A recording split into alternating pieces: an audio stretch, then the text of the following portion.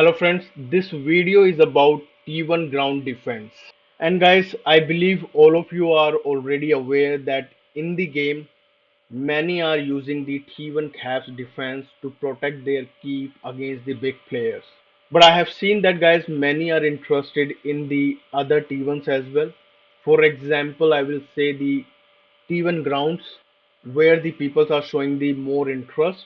So if we are guys thinking about any other T1 defense, then obviously guys, even before building that particular defense, we need to look at the stats and the logics and the other factors and compare it with the T1 caps, whether that looks better or at least equal to the T1 caps or not, right? Otherwise, building that particular T1 defense would be the wastage. It might be able to give you the result in some scenario, but it would be nowhere near what T1 Caps is already performing, right? So firstly, guys, we need to see stats and the other factors before building any T1 defense, right? Now, firstly, guys, let's firstly check how exactly the T1 defense is working, right?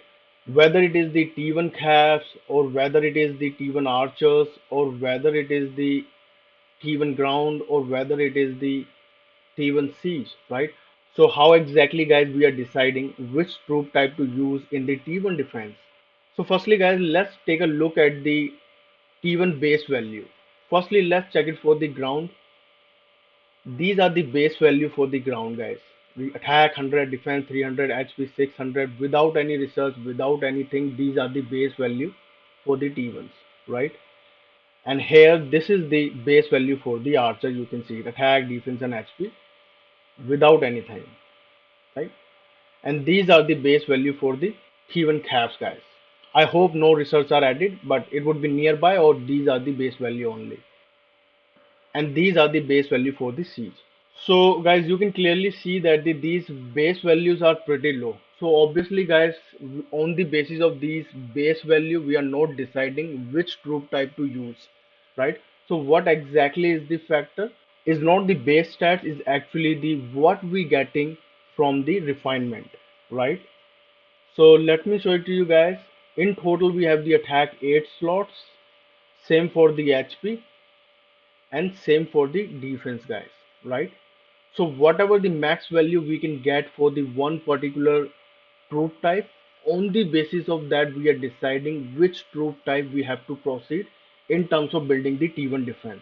Because in the end, it is the totaling of all of these attack, all of these HP, all of these defense over here, right?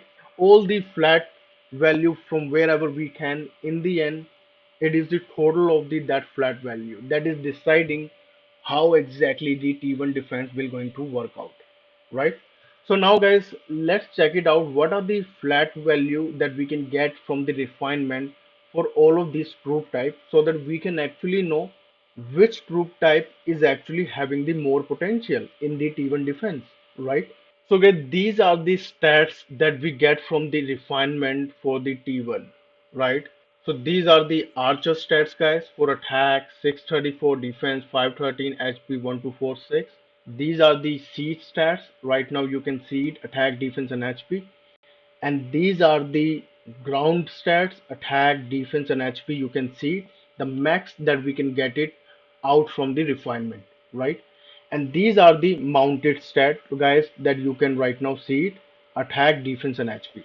So guys, if you pay attention to all of these refined stats that you can get for all of these troops, then you will clearly see that only the ground and cap stats is standing out, right? While range and the siege stats, I would say is nowhere near if we have to compare it with the ground or with the Cavs, right? Where the Cavs is pretty much high on the attack, right? With the decent defense and HP, while ground on the other hand is lower on the attack but pretty much high on the defense and HP as compared to the any other troop type. But if you will take a look at the siege stat, attack, defense and HP, lowest of all, and if you take a look at the range, attack, defense, and HP, it's nowhere near if you have to compare it with the ground, or even we have to compare it with the calves, guys. Right now, guys, firstly in the T1, guys, let's forget about the normal standards like the siege, range, etc., or how these troop type normally works, because T1 defense itself is the irregularity within the game. It's not like the game itself has designed all of these. So guys, if you will look at these base stats, you will clearly see that suppose if you're building the siege based T1 defense, whatever the stats wide guys that we're getting from the siege, defense and HP, these are not the stats that can take a hit, right? Neither the attack is high, right?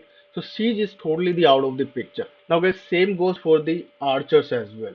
Here, neither the attack is extremely high and neither the defense and HP is also high. In some scenario, it might seem to be working, but if you have to compare it with the Cavs, it would be nowhere near, compared to the Cavs defense, right? And defense and HP and attack wise, you can see even these are not the troop that can be the standalone unit that can take a hit plus can kill the enemy as well, right? So firstly, guys, these two is totally the out of the picture just on the basis of whatever these stats is written, right?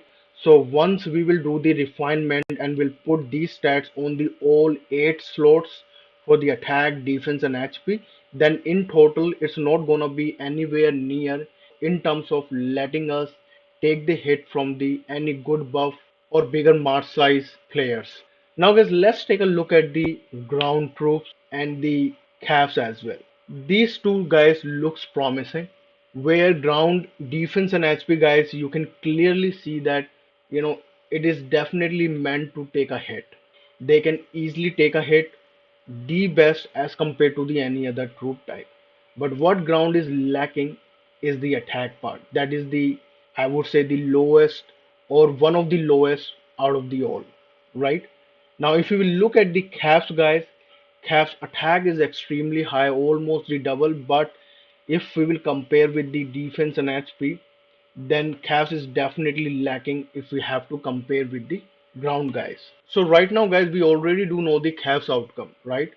So we know the Archer is the out of the option, Siege is the out of the option. Now ground in terms of the stats wise definitely looks the potential one that we can try it out. Now guys, let me show you the more factors that can help you decide whether you should try with the ground or not. Now guys, as we all already know, ground stats looks pretty promising. The only thing that it is lacking is the attack part, right? So the fortunate thing is what guys, the as compared to before, right now in the game this flexible specialty is available that is giving us the attack stats, guys. As of now, I haven't seen any flexible specialty that is giving the flat defense and HP, but for sure it is giving the flat attack stats. That is what we actually need for the ground troops, right? Now, even at the bottom, if we will look at even in the assistant general, we can put up the same. So, 1,000 extra flat stats in the attack we can easily put up as of now to compensate what ground is actually lacking, right? And apart from it, guys, we also use the dragon on the defense general. Usually for the mounted defense, guys, many of you might be using the HP refinement on the dragon.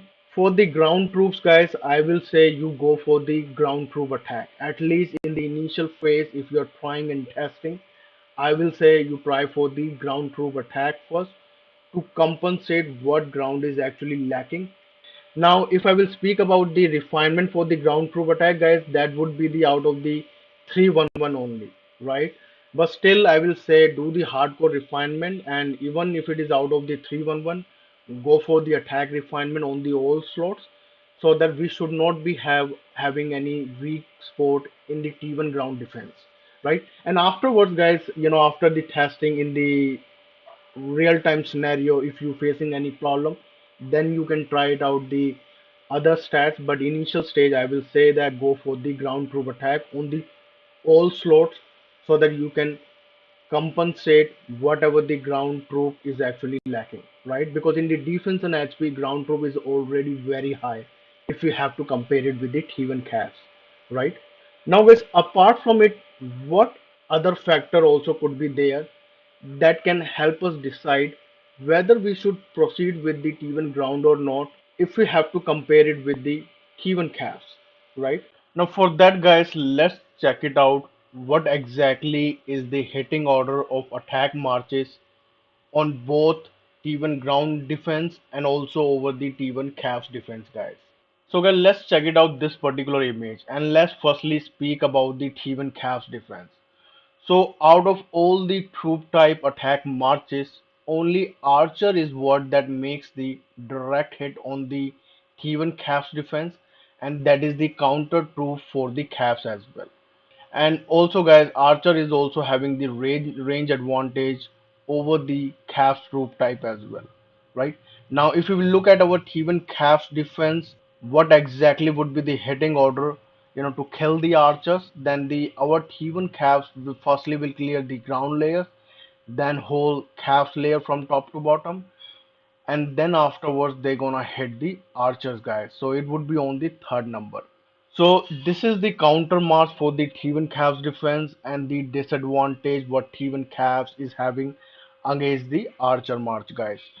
Now guys, let's speak about the Theban ground defense, right? So if we will look at the hitting order guys, the Archer March do not make any kind of direct hit on the Theban ground defense. Theban grounds are there on the third number, right?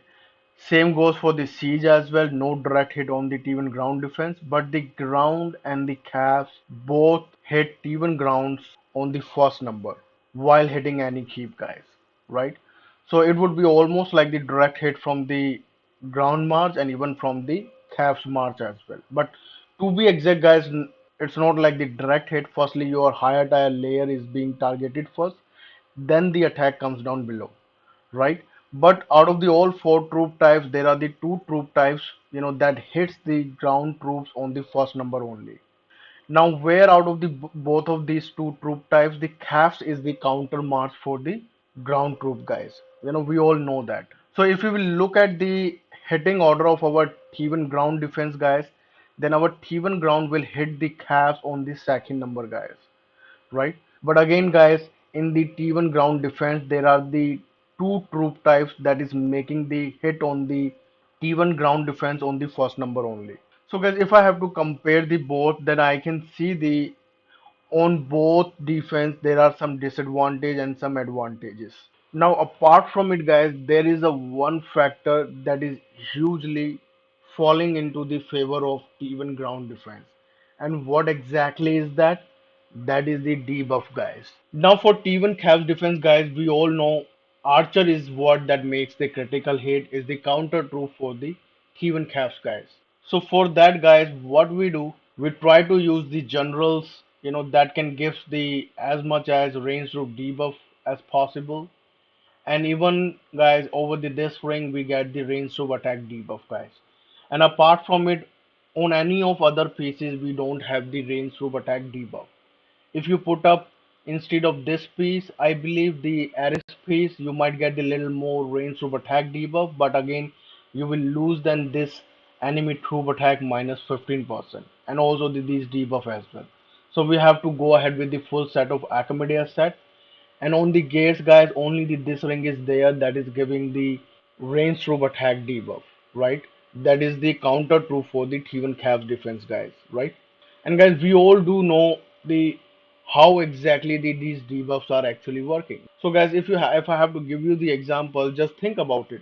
What kind of the damage any 4000% range march will do with the 7 or 8 million march size? Now suppose just think about it, if you have the 2000% debuff available to completely debuff that 4000% range march, then just think about it, how much damage the 2000% buff range march will do with the 7 or 8 million march size. Where the picture would be the loud and clear within your mind that obviously guys, 2000% range march even with the 7 or 8 million march size will not gonna do much what 4000% range march could have done, right, with that march size, right? So if we can actually debuff any attack march completely within the half, it is the best scenario for us, and this is actually what we can do in the T1 ground defense guys. Because in the T1 ground defense, guys, what exactly is the counter troop? That is the Chaos March, guys, right? And fortunately, guys, for the Chaos debuff, let me show it to you guys. You know what all gears we have that actually giving the mounted troop attack debuff. So if I will look at the this helmet piece, I can see the mounted troop attack debuff is there. If you will 5 star, then it should be somewhere around the minus 35%. A first piece. Now let's take a look at the this particular piece. Even on the leg armor, I can see the mounted troop attack debuff is there. After doing the 5 star, it would be the minus 35%. Now let's take a look at this leg piece boots. Even over here, I can see the mounted troop attack debuffs are there. Minus 20%. If you will do the 5 star, then it would be the minus 35% something. Now let's take a look at the more. Even if I will look at this Achaemenid sword, then even over here, guys, I can see that the my mounted troop attack debuff is there. That is the minus 20%. So in total, it would be the minus 35%. So overall, guys, we have the four Achaemenid pieces available if in case we want where we can get the mounted troop attack debuff, right? And apart from it, guys, if I will speak about the generals, guys, even for the non-coiners, so let me show it to you guys. That we have these kind of freely available general as well, and what they are giving: reduce enemy troop attack by 10% for all troop. 10% reduction is there, and reduces enemy mounted troop attack by another 20%. So in total, 30% mounted troop attack debuff is also there from this particular general that is freely available within the tavern, guys, right? And those who can 5 star can easily get the all of these debuff as well. Plus those who can maximize the speciality, then you can also get these debuff as well. This freely available general for the mounted troop debuff. So guys, if I have to compare it with the T1 Cavs defense, guys, we have the debuff available over the four pieces. Those are giving the mounted troop attack debuff. We have the specific freely available general as well. So guys, even the non-coiner, I believe, guys, on the basis of number of subsidy you have, you can fully debuff any mounted troop attack march. Even from the K44, might be from the K45 players, those 4000% attack marches you can fully debuff within the T1 ground defense, guys. Now again, guys, in the T1 ground defense, obviously we have to worry about the ground march as well, because I don't know how exactly the ground march will going to hit the T1 ground defense, guys. So accordingly, in the real time scenario, guys, you can balance your buffs everywhere. But the point is what, guys, the debuff is highly favorable in the T1 ground defense, guys. So on the basis of how hard counter march, that is the Cavs, is hitting the T1 ground defense, guys, you can arrange your debuff for the Cavs march, guys, right? So guys, in the end, if you ask me, guys, then T1 ground defense look pretty promising.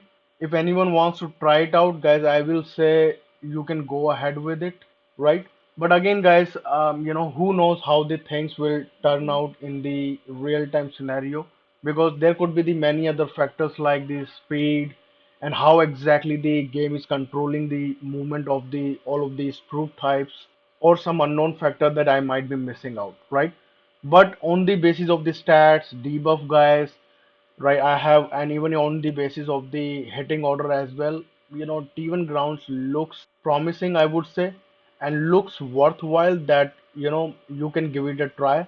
Otherwise, guys, you can proceed with the T1 Cavs defense where we already know the outcome. But if you want to try something new, then I would say the definitely the ground defense, T1 ground defense, it's worth a shot, guys.